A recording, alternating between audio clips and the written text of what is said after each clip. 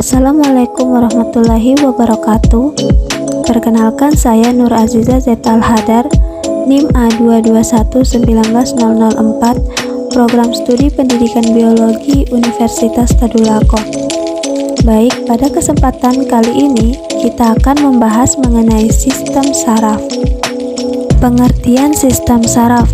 Sistem saraf adalah sistem organ pada hewan yang terdiri atas serabut saraf yang tersusun atas sel-sel saraf yang saling terhubung dan esensia untuk persepsi sensoris indrawi. Sistem saraf pada vertebrata dan pada manusia secara umum dibagi menjadi dua, yaitu sistem saraf pusat dan sistem saraf tepi. Sistem saraf pusat terdiri dari otak, sumsum tulang belakang, sel saraf, dan neuron. Sistem saraf pusat. Yang pertama, otak.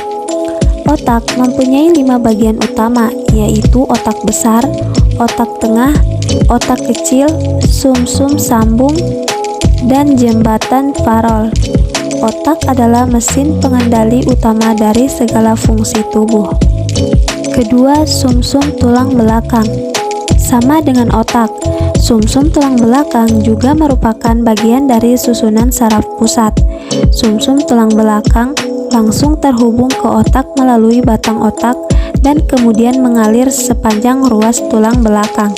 Saraf tulang belakang berperan dalam aktivitas sehari-hari dengan mengirimkan sinyal dari otak ke bagian lain dari tubuh dan memerintah otot untuk bergerak. Ketiga, sel saraf dan neuron. Berdasarkan fungsinya, neuron terbagi ke dalam 3 jenis, yaitu neuron sensorik yang membawa pesan ke saraf pusat, neuron motorik yang membawa pesan dari saraf pusat, serta interneuron yang menghantarkan pesan di antara neuron sensorik dan motorik di saraf pusat. Selanjutnya, sistem saraf tepi. Pertama, sistem saraf sadar. Sistem saraf sadar disusun oleh saraf otak, yaitu saraf-saraf yang keluar dari otak, dan saraf sumsum tulang belakang, yaitu saraf-saraf yang keluar dari sumsum tulang belakang. Kedua, sistem saraf tak sadar. Sistem saraf otonom disusun oleh serabut saraf yang berasal dari otak maupun dari sumsum tulang belakang dan menuju organ yang bersangkutan. Kemudian, sistem saraf pada hewan. Yang pertama, pada amfibi. Katak merupakan salah satu contoh hewan amfibi yang memiliki sistem saraf tepi dan saraf pusat. Amfibi memiliki bagian otak depan, otak tengah, otak belakang, dan sumsum lanjutan yang membentuk sistem saraf pusat. Sedangkan serabut saraf dan sela-sela ruas tulang belakang membentuk sistem saraf tepi. Kedua, pada aves. Aves memiliki sistem saraf tepi dan saraf pusat yang terdiri dari otak dan sumsum tulang belakang.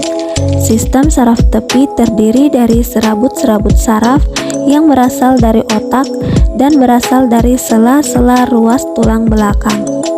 Ketiga, pada Pisces. Ikan memiliki sistem saraf tepi dan saraf pusat yang terdiri dari otak dan sumsum lanjutan. Sistem saraf tepi terdiri dari serabut saraf otak dari sumsum tulang belakang. Keempat, pada mamalia. Sistem saraf pada hewan mamalia terdiri atas otak depan, otak tengah, dan otak belakang yang berkembang dengan baik. Hewan mamalia memiliki sumsum lanjutan dan sumsum tulang belakang. Kelima, pada reptilia.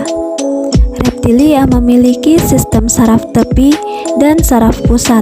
Pada bagian otak besar, yaitu lobus olfaktorius, adalah pusat pencium yang berkembang baik sehingga membuat indera penciuman menjadi lebih tajam. Keenam, pada cacing atau vermas. Cacing memiliki sistem saraf dengan bentuk seperti tangga tali memanjang dan arah kepala ke arah belakang atau bagian ekor. Pada bagian sistem saraf tangga tali, terdapat berkas saraf yang membentuk simpul-simpul saraf yang disebut dengan ganglion atau ganglia. Ketujuh, pada protozoa. Hewan bersel satu atau protozoa, misalnya seperti amoeba sp dan parameciur sp, tidak memiliki sistem saraf. Namun, protozoa memiliki kemampuan untuk menerima dan mereaksi sebuah rangsangan. Yang kedelapan, pada serangga. Misalnya pada belalang memiliki sistem saraf yang terdiri dari ganglion kepala, ganglion bawah kerongkongan, dan ganglion ruas badan. Dan yang terakhir, pada ubur-ubur dan hidra sp.